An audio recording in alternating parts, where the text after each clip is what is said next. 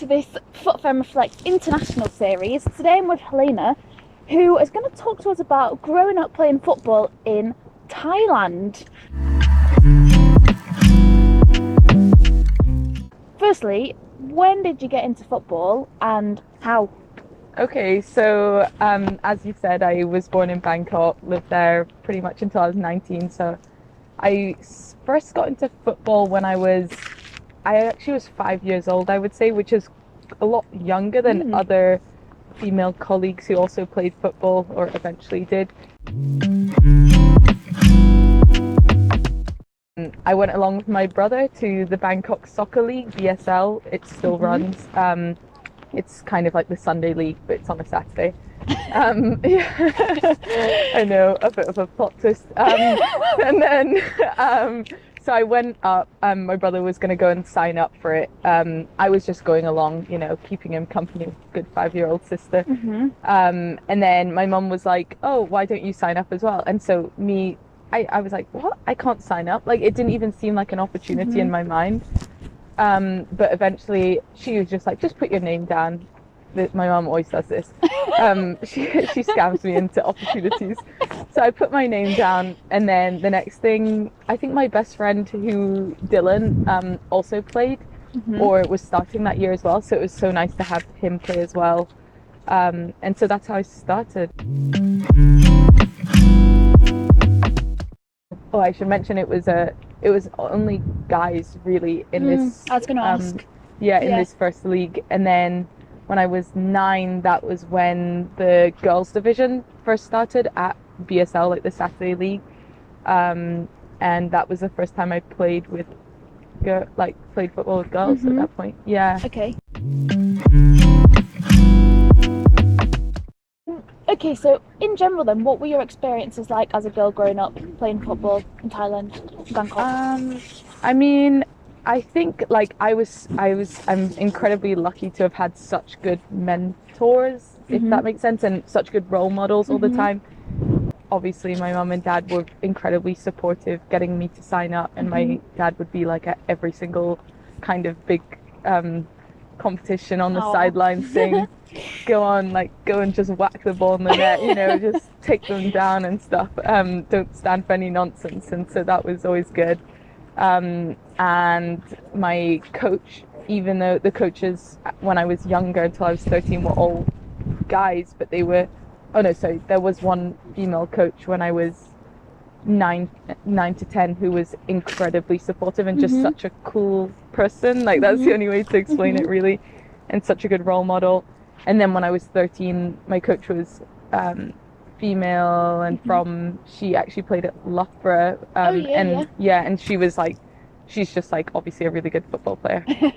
So that was like another really good role model. So I guess to summarize, I've been lucky with role models and very accepting people directly around me, even though the external environment wasn't necessarily incredibly promoting me to join just by sheer lack of opportunity. Yeah. So, like, sort of quite similar situation to here, I guess, like just less opportunities available to girls, less sort of facilities, clubs, less girls play, so there's less clubs and then there's less leagues, things like that.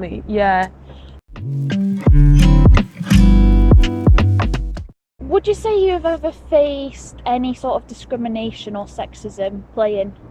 So I think I've never experienced explicit sexism, which I can remember anyhow. But I would say there's been times just the fact that I've not been able to see. Well, when I was really young, I didn't see role models who were directly attainable. It was either me or, maybe I had seen like the Women's World Cup potentially, and there was no in between. So I didn't see kind of a pathway where me as a 5-year-old could, get to like that level. I think that's a shame, because I think that really is what stopped other friends who were female from getting involved from a young age. Okay, how about at school? Any opportunities to play? So I mean, what was PE even like in oh yeah. Thailand? Tell me. Yeah, so PE, it was outside. It was very hot. Yeah, I'm not used to the cold. That's one thing for sure. But And here we are, yeah, freezing. yeah. No, so in PE so we'd have 2 PE sessions a week, I think, in primary school. Like everyone did play the same sports. Okay. That was one thing that was incredibly good at my school, that it wasn't like you were a female so you played that Okay, sport, or you're a that's male good. and I've never experienced that. And when I've heard times of, oh, like the guys played rugby and the girls played something else, Yeah. here I've heard that more coming to university here, which was almost not a shock, but like the only differentiation I would say at school there was touch rugby versus contact rugby. Like we played touch rugby, and we didn't have the opportunity to play contact rugby. But in terms of football, we played with the boys, like as in it wasn't by gender, it was more by like competitive level, if that makes sense. Like ability. Yeah, exactly. Yeah. Okay, Exactly. that's good. Opportunities to play then at school, and no sort of discrimination between boys and girls. Because my experience, for example, was that the girls didn't get to play football, but the boys did. At all. Mm-mm. Which is Not in that's PE. shocking to me. So- Yeah. And I don't know if it is still the same, but it is shocking, isn't it, when you think about it? Because how are you ever supposed to realise that you like or that you're good at a sport if you don't get opportunities to play it at school? This is not the Victorian times. No, right? That's the sort of thing that I would expect from, ages ago, where you're differentiating based purely on like female versus male. But exactly, not good enough. So, in your opinion, how would you say women's football is regarded in Thailand? What sort of representation does it have over there? So I would say, in general, there's kind of a leap between playing just, not just, but just like PE level, where you're, basically I'm saying the opportunity for advancing beyond that is very limited. So that was the problem that I found, and actually that's the reason I would say I played more with guys until I was 14 or so. Yes. Sorry. windy Edinburgh. We almost got blown away. Oh, okay. So until I was 14, I played mainly with guys because it was the only way I could advance. If I wanted to play at a more competitive level, that was the only opportunity I could find, because I was limited by the fact that there wasn't competitive opportunity, and as a result, purely because of that, other females weren't improving or like willing to wanting to play at a more competitive level, because it's the vicious cycle of, if you don't have the opportunity, then you don't train, and then you don't improve. So that I found there was a leap between that and then seeing like the Thai national team, for example, and there's no real trajectory in between. Interestingly, though, in the media, the Thai national team, they got kind of, a lot more press recently during the Women's World Cup, when they lost to the US 13-1, which is not necessarily a good thing, but I think it just like brought a lot of exposure to like the Thai national team, and I just found that through that, I actually started doing a bit of research into the team, and it's quite interesting because a lot of like the players are from all different backgrounds, and one of the things is they've had a lot, like the Thai national team has had a lot of financial investment recently, from particularly this one company, like a big Thai insurance company, but like I don't know if it's a good thing or not, but the Thai national women's players get the opportunity to also have a job basically in the insurance company, and I think just the fact that they're supported in terms of, like understanding they want to progress their education as well as employment, as well as pursuing a hobby to become a more professional thing. It's an incredibly difficult balance to strike, especially, and that's kind of comes back to the vicious cycle in football of, like women not necessarily being paid to be able to play, or the professional opportunities are much harder to get, and as a result then they're not able to financially carry on. So even now it's only in the top clubs here in the UK that women can do it as a full-time job. Like only just now, and in a very sort of small amount of clubs.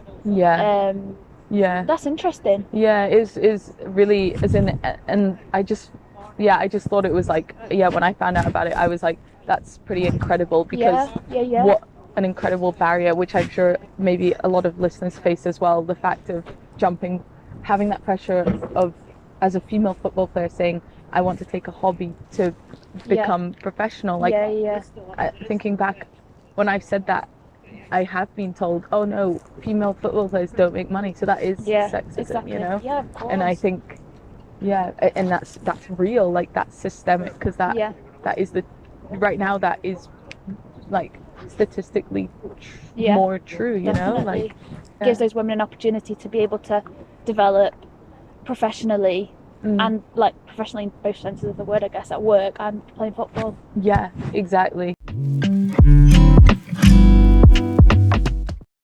To conclude, what is football to you? What has it done for you, football? I think football has been kind of like, for one thing, I've made some of my closest friends from playing football, and it's such a connecting factor for me. Like it's such a thing in common that you can have. There's been people from like all around the world. I've literally been sitting in Edinburgh and someone turned around and was like, oh, we played football when we were like 12 to 14 together. Really? And I was like, what? That's just, I can't believe that. Like, as in, then we recognized each other, and it's a real connecting factor. But apart from that, I think the deeper part of that is probably that it really has been probably the biggest life lesson. Like, I know I was 5, but the fact that my mom just said, like, go on, just like put your name down. It's the one thing I would say to everyone is just take the opportunity, no matter if you can't even see the outcome. I think that's because there's so many things in life that you can't see the outcome, and you think to yourself, oh, like it's just too much effort.